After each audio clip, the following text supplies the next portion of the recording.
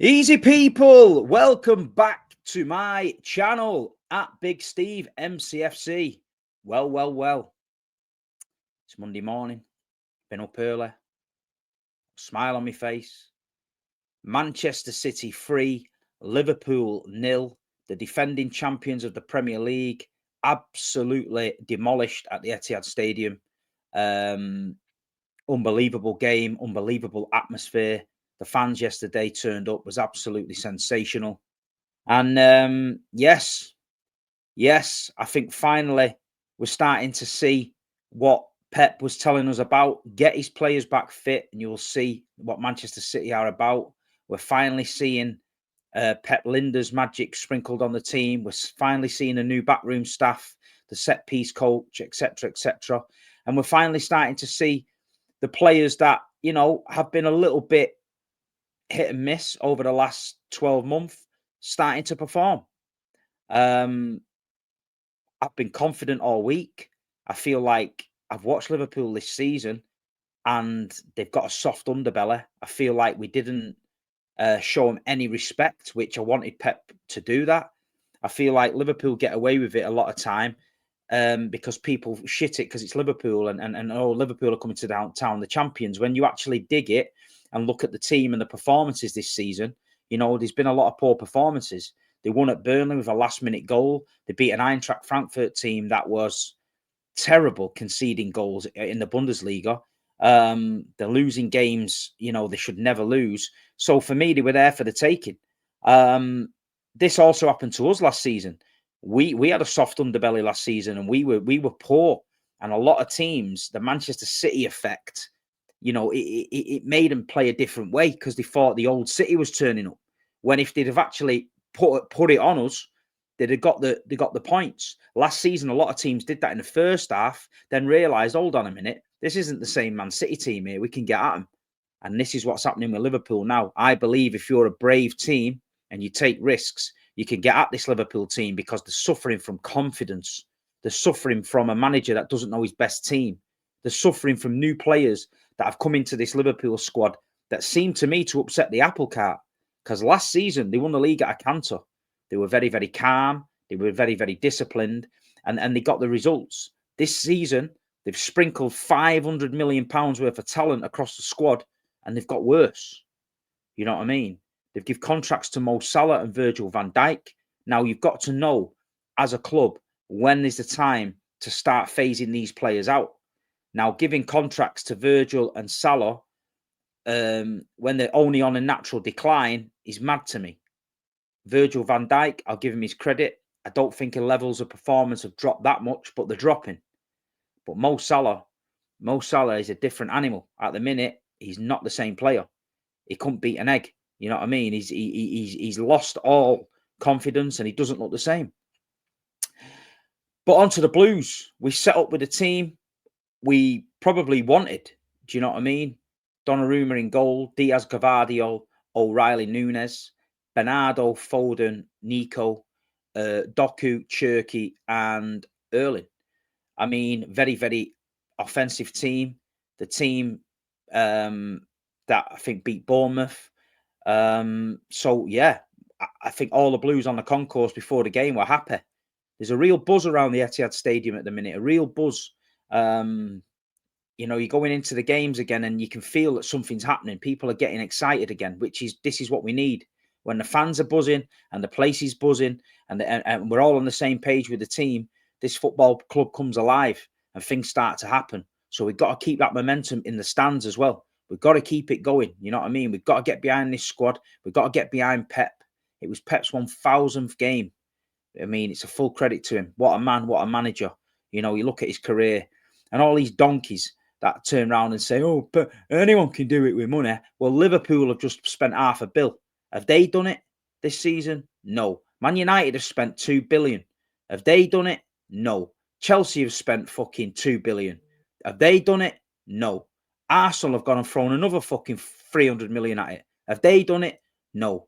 So don't come at me with a narrative that anyone can do it with money, because you clearly can't. Because if it was that fucking simple, everyone else who had money, Blackburn Rovers and all that over the years, would have won the treble and the Formidables and the Centurions and 4 in a row. So don't disrespect the man, because he's the fucking man, yeah? And last season, all these content creators, yeah, were in my DMs telling me Pep Guardiola was finished. Pep Guardiola, he can't rebuild a team.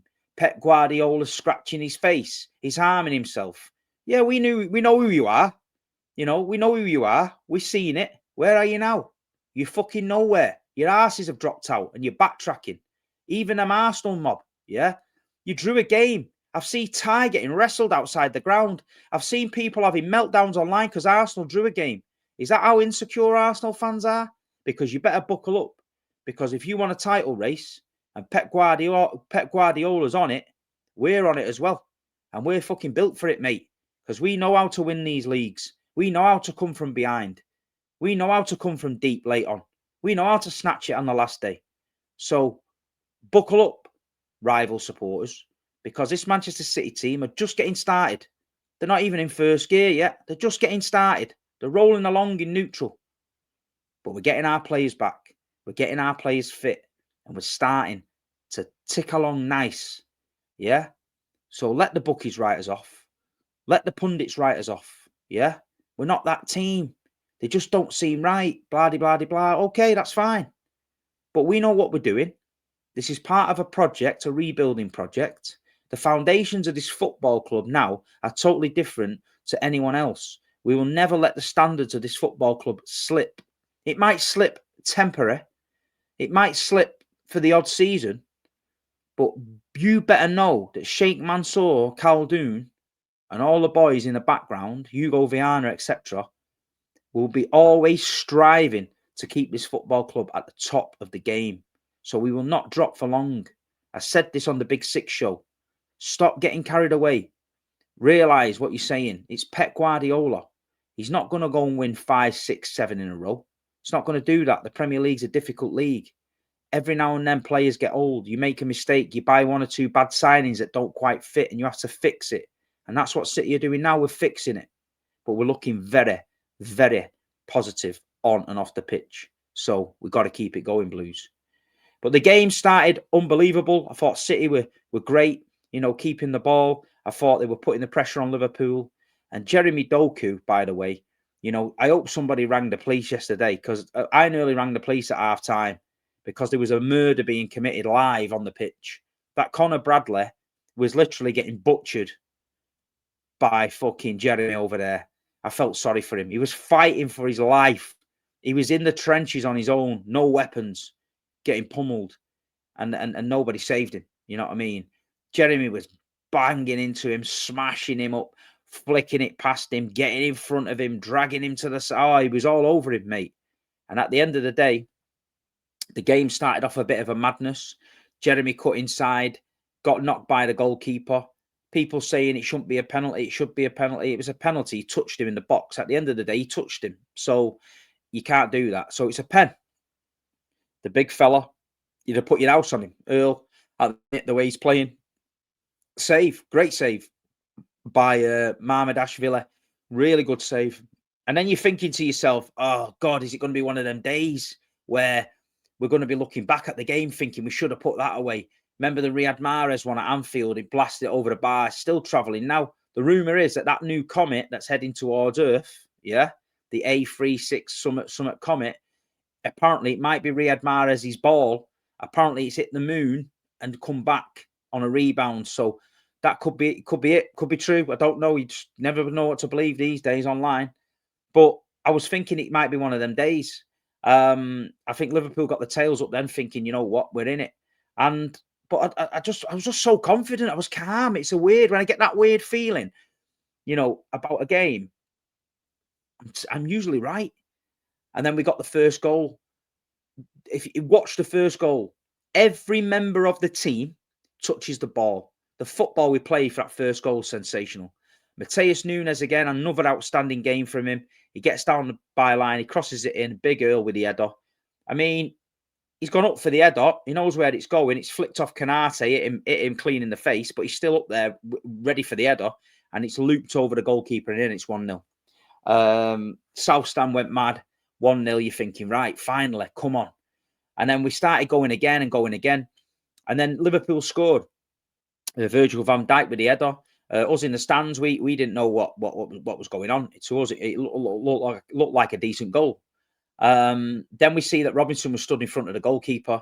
I've been reading this morning, watching on Sky, they're debating it, whether it is and whether it isn't. At the end of the day, I know we got one at Wolves the other year. It was a little bit different than that, to be fair.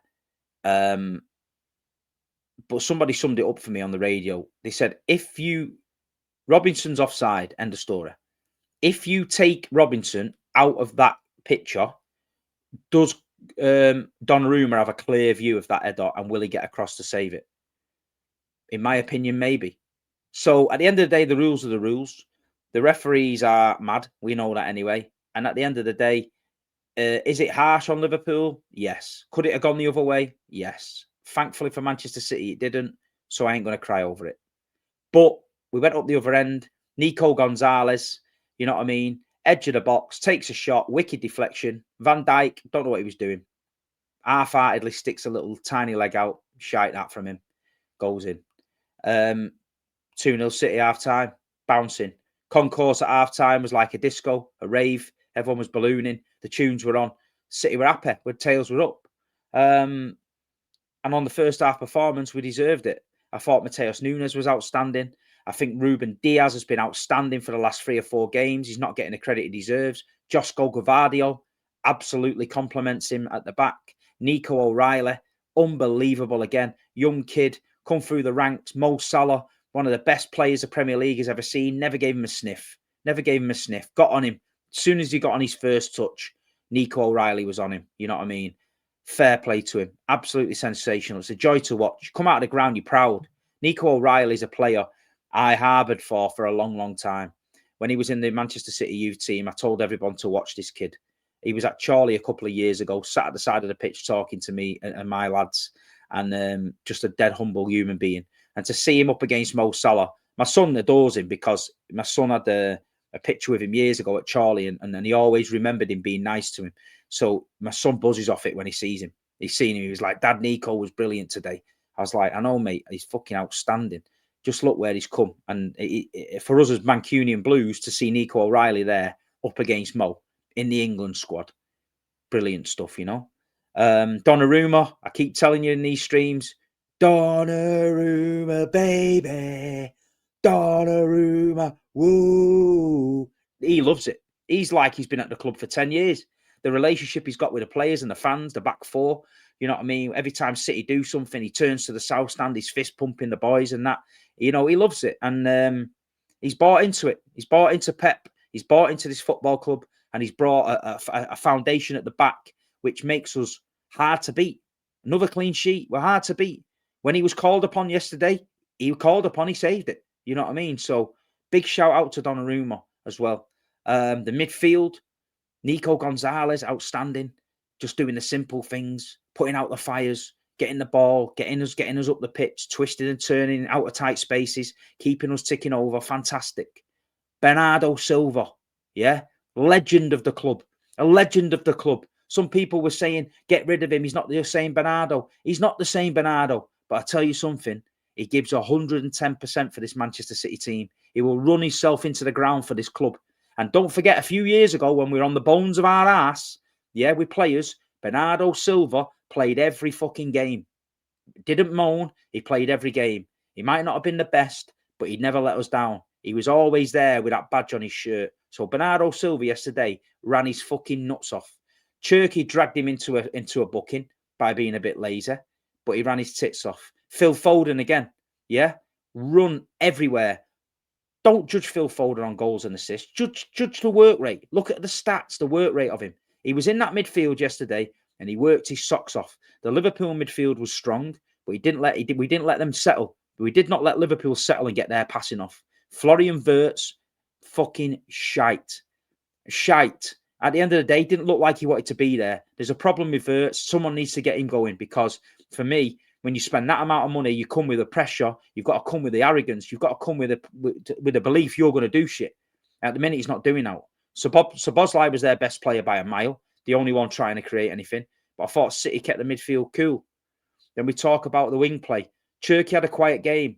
He was very, very quiet. He was ticking it over. He looked a little bit slower, like he was slowing the game down. I don't think Pep liked it, and he got subbed, but he did his job first half. Jeremy Doku, man of the match by a mile. Absolutely outstanding. And then in the second half, that goal, just as we needed another goal, Jeremy pops up, little jink inside on the right, bends it right in the top corner. Absolutely unbelievable. Fantastic. Just topped his day off. Man of the match performance. Unplayable. When Jeremy Doku is in that form, he's unplayable. You can't play against him. You're getting murdered. You know what I mean? And this is what we need more of from Jeremy. You know, he's got to step up in these big games. This is the big games we're talking about with Doku. Get involved. He takes 2 or 3 men out of the game every time because they're trying to stop him. And he's like a bull in a china shop. He's smashing through them. Half the time, he flicks it through a gap and he just plows through it. Do you know what I mean? And so dangerous. But Jeremy with that third goal, and then it was game over. It was like, right, calm down now. Keep the ball. Keep it moving. Matheus Nunes, a player that Pep's described as not clever enough to play in midfield. Can you imagine how that affected Nunes when the greatest manager of all time says you're not good enough in midfield, you're not clever enough? But do you know what he did? He said, but I want you in my team. I want you to play right back. I trust you to play right back. And he's been outstanding. He's been outstanding. I can't call Matheus Nunes. The fans got on his case because I feel like we were a bit scared because he's not a natural right back. So the balance of the team looked disjointed. So automatically you think, fucking Alex Nunes on the right, he's not quite right. But I tell you something, it is right. We're playing with 2 fullbacks who are midfielders, and at the minute it looks right. I think with Josko and Diaz in the middle and Donnarumma, that back 4, back 5 is as good as anything. You know what I mean? It's as good as anything. It works. It works. They're talking to each other all through the game. They're keeping it right there. That is the back 5. I'm telling you, we're solid at the back. Another clean sheet. And then you've got the big man up front, Erling Haaland. You know what I mean? He missed a penalty. But do you know what he does? He doesn't sulk. He got back on the horse and he fucking carried on going and then bang, the header. Fucking what an header. And he worked his socks off yesterday, Big Earl. They couldn't rest a minute with him. They knew he was lurking all the time. Savinho come on. He had a decent enough impact on the game, got us up the pitch many times. So overall, it was a fantastic performance. Fantastic performance from Pep, fantastic performance from the whole team, and a fantastic performance from you, the fans in the stadium, because you was fucking on it. The whole stadium was on it. When I see the family stand doing the Poznan, I know it's a fucking good day. I know it's a good day. Do you know what I mean? So big up to everyone that went yesterday. But I'm a happy man. We've got an international break that pisses me off. We've got to keep on going, keep on moving, pray that everyone comes back from the international break. And then we got a Newcastle and we got to go and get a win there. You know what I mean? Newcastle's struggling at the minute, but they're good at St. James's. We need to go there and fucking do what we're doing and get that win and keep it going. It's no good beating Liverpool, yeah, if you go and lose to Newcastle. Do you understand what I'm saying? We've got to keep it going and keep it going. Keep the momentum going. What else has been happening this week? Oh, yeah, I did an Instagram name card, a football name card for Erling's shirt. It sold out in 2 hours. I mean, I could have sold this name card out probably 20 times over the amount of people that wanted to have a go at it. We raised £1,600. We donated £800 to the Manchester City Food Bank. If you're on Instagram, MCFC Food Bank. They're going to buy a load of food, which is going to come in handy for Christmas. They're going to donate it to families that are going to struggle and not going to get food over Christmas, homeless people, etc., etc. Doing a fantastic job there. So £800 went to the food bank and £800 went to the 1894 group in the pot for the banners and the stuff that you seen yesterday in the stadium. So fantastic cause. I'm going to try and reach out to a couple more of the players to see if I can get any more signed shirts off them. And I'll do exactly the same. If they give me a shirt, I'll do it a name card. We'll raise money for the food bank and the supporters. I think it's good causes. I think we're keeping the money in the pot for our own. We're looking after the community and we're looking after the stadium, trying to improve the atmosphere, etc., etc. So if I can get stuff like that, I will always donate it to the charity. You know what I mean? I just want to mention as well, yesterday, you know, I'm a man of pies, as you can see. I'm partial to a pie. I do love the chicken balti in the South Stand. I go on about it a long, long time ago. about how good the Balties are, yeah? On the South Stand, big up We Are the South Stand. Our other channel, please go and follow it if you don't follow it, at We Are the South Stand. Bowden's Pies has looked after us on there. But I've found a new pie outside the Etihad, outside the main reception. There is a food truck, Patel's Pies. Go on Instagram, yeah? Follow them, send them a message and say, Big Steve was telling us about your beef madras pie. It's a sensational pie. It's a game changer in the pie world. It's the Lionel Messi of pies. That's all I can say. Next time you're at the Etihad and you think, I need something to eat, but you don't know where to go, get round near the main reception before the team come and you will see Patel's Pies. Get yourself a beef madras pie. You will not be disappointed. Trust me. And on that note, I feel like we've covered all the bases. Liverpool came, champions, gold badges, all the jazz. Pants pulled down, arses slapped, sent back to Anfield. Not on our watch this time. We owed them that. We owed them that. We've got to keep the faith. We've got to keep on moving. Keep the pressure on the Arsenal. All your Arsenal mates, yeah? They're going to try and draw you into this dogfight, yeah? Just relax. Relax on the dogfight. Because you know the shark, the big blue shark, is basking in the sun somewhere at the minute. Doesn't usually come around these waters till about April time. So let them keep watching, because every time they watch Man City now, all they can hear is the Jaws music. It's like when you go and see on holiday. We've all been there. You get in sea on holiday and you're looking round and all you can hear in your own head is psychological warfare. Let the games begin. Please leave a like. Please subscribe to my channel if you don't subscribe to my channel. Follow me on Instagram. Leave a comment below. Let me know what you think of the game. Did you enjoy it? Let me know, your thoughts. And thanks for the support. And please hype the video. Apparently there's a new thing called hype. Please hype the video. But yeah, Manchester City 3. Liverpool 0. Come on, the Blues.